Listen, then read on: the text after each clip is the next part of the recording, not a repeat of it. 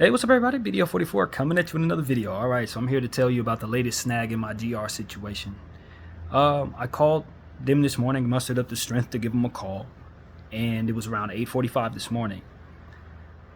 I waited on hold till about 10:15 a.m. when a lady finally answered the phone. She got to the phone and she essentially took down all of my information, and then said, okay, please hold, I'm gonna go take a look at your information. It is now an hour and 30 minutes later. She never came back to the phone. I was sitting there listening to silence for that long.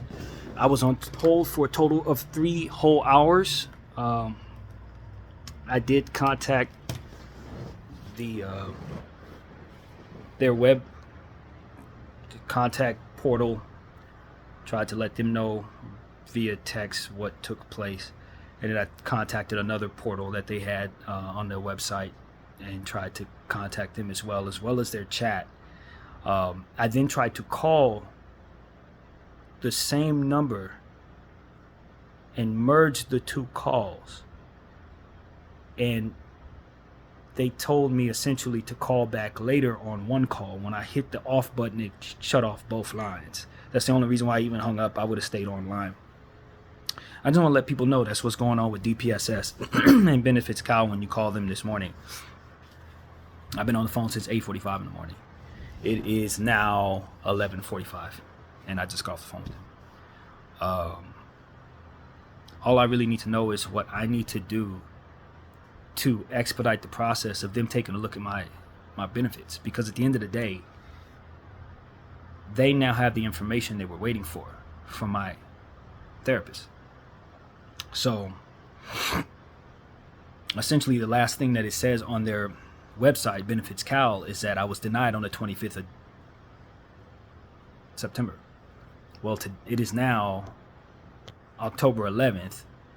I submitted that information that was given to me by my therapist on October probably like 7th or something like that, this past Friday, when it was given to me. So I'm just following up to see if there was any updates, because obviously with my circumstance, I need the benefits right now. And this is what I get. This is what I get when I call them. So, you know, I'm not going to sit up here and say I'm angry. I'm not. This is kind of what I expect. You know, this is what happens to me when I try to do anything. It seems I get snags with everything I try to do. And so I've just kind of learned to live with it and expect it. I wasn't upset when I was sitting here waiting for an hour and a half for them to answer the phone. But once you answer the phone and take my information down and then tell me you're going to take a look at my paperwork or take a look at my case and never come back to the phone, that's when it becomes a situation where I wonder if I'm being toyed with. One has to wonder. So, you know, I just wanted people to know what I'm going through, man. I document everything. I document it all. I'm in a very zen kind of space. I'm not angry. I'm not throwing stuff around the room like I know they would probably expect for people to do in situations like this. I just contacted everyone I could contact. And when I tried to call them, see if they would answer the phone, they essentially said, call back later. And so, you know, my situation's a little stressful because, of course, my contract ends this week with this hotel. So I'm going to be in the same situation. And I was hoping GR would be able to at least point me in the direction of housing, for which GR can do. They got all types of different things for people who have GR, but when you don't have GR, those things are not available to you. So this is why I needed my GR to come through this week. And it took a lot for me to call this morning because I've been very anxious about this. I'm always anxious about these type of things, but I mustered up the courage to do it, and this is what I got. This is what I got. So, you know, I just gotta live with it. You know what I mean? But aside from that, I really hate that I've kind of wasted my day on the phone with him. I could have very well went to the office. That was my other option. When it was like 30 minutes to go from the initial hold time, I was like, you know what? Forget this. Let me go to the office. And I was like, nah, I got to shave my head. Got to go down there, pay for it, all that. And then probably wait for a couple hours. So let me just stay on the phone. We only got 30 minutes left. She finally answered the phone. I thought I was in the clear. I had a whole another hour and a half to wait. And probably another however long it's going to take from here. But eventually, I just accidentally hung up the phone, trying to see if I could double down on the call, double down and see if, But my phone is about to die. That's another reason why I need to hurry up. My headphones are about to die as well, which is another reason why I need to hurry up. I just couldn't sit here waiting. Of course, my charger is broken, the fast charger, so it's like I really can't afford to just sit here with the phone in my hand, but I also didn't want to just sit there with the headphones on my head in silence. So it's just, this is what happens to people when they try to get benefits from the state.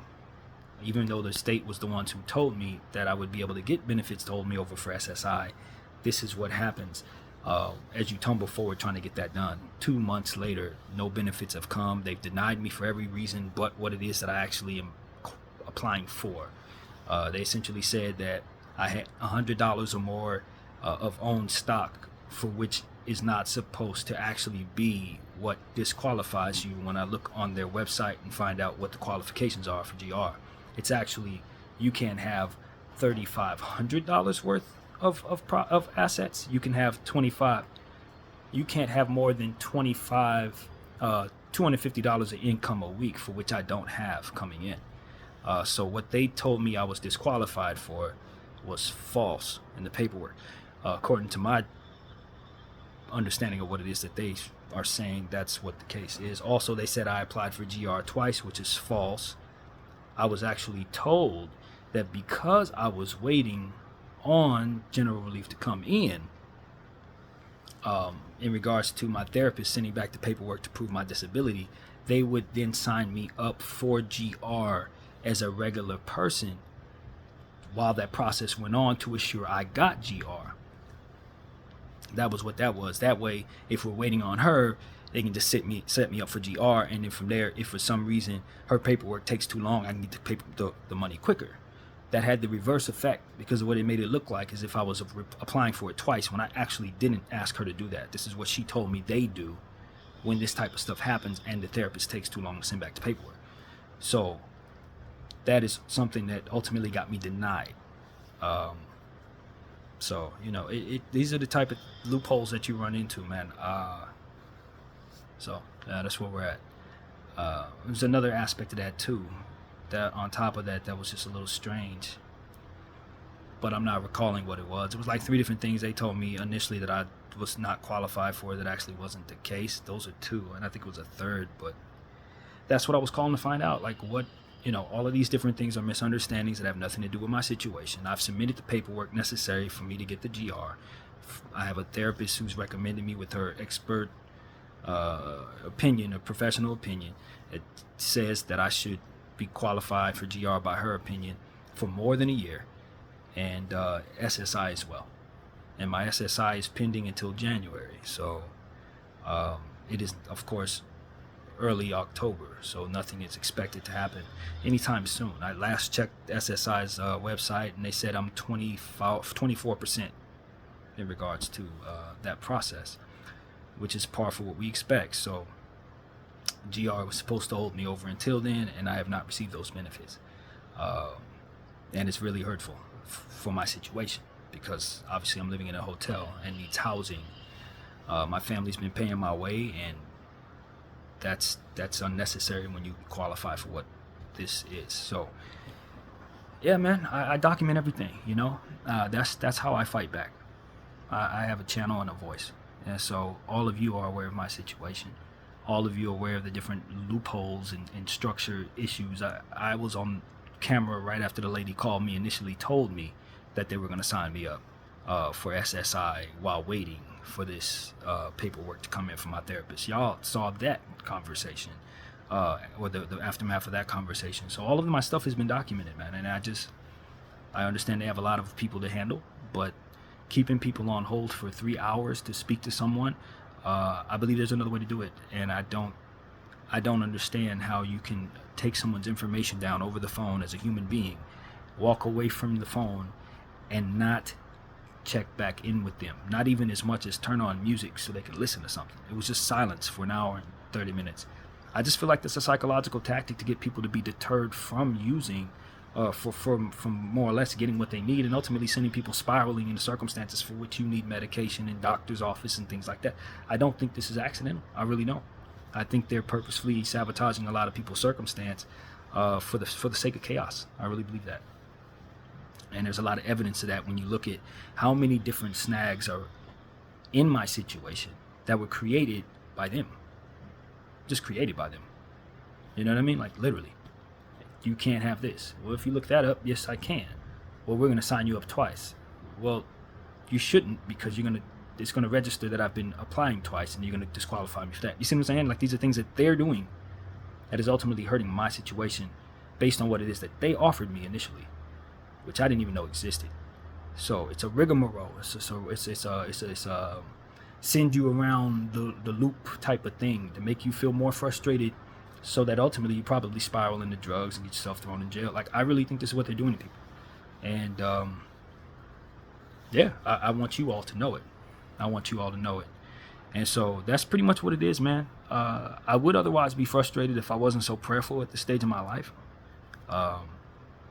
If this were just last week, I would be really, really anxious, but I'm just not. I've prayed about this. Before I even got on the phone, I was praying about this. And, you know, half of my day has been wasted. But like I said, I document these things. You know what I mean? I document them. So you know about it. You know what I mean? If nothing else, I didn't go through it in vain. And so that's what it is, man.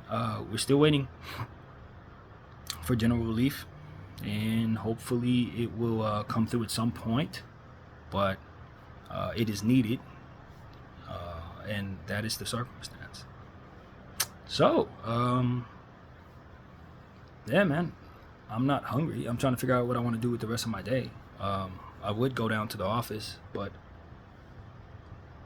I just don't think I actually have the strength to do that. After all, I am mentally ill, and that's what this is all about. I'm not trying to get general relief because I don't want to work. I'm getting general relief because I'm having a hard time convincing myself to work, and the therapist agrees that is the case based on chronic anxiety and depression, and probably some other things that would be diagnosed if my therapist spent more time on my case. So it's just a lot of stuff that's not going my way. When you wait on the county to serve you, you find that it's probably easier for you to do something that's going to get you thrown in the county to get money. See how that works? So yeah, that's pretty much what I have to say. I'm a law-abiding citizen. I'm prayerful, and I'm careful not to step on anyone's toes or do anything to anyone wrong. I know I'm expected in a lot of cases to do the opposite given my skin color, but that's just not how I operate, and that's not how I know my people to operate when we know better. And so we try to take the avenues necessary for us to be able to stay free and use whatever avenues are available. But just like people of color all over the world, we are treated like lesser than human beings. And this is yet another example of such. So that's pretty much what I have to say. My name is BDF 44. I thank you all for watching. I'm out.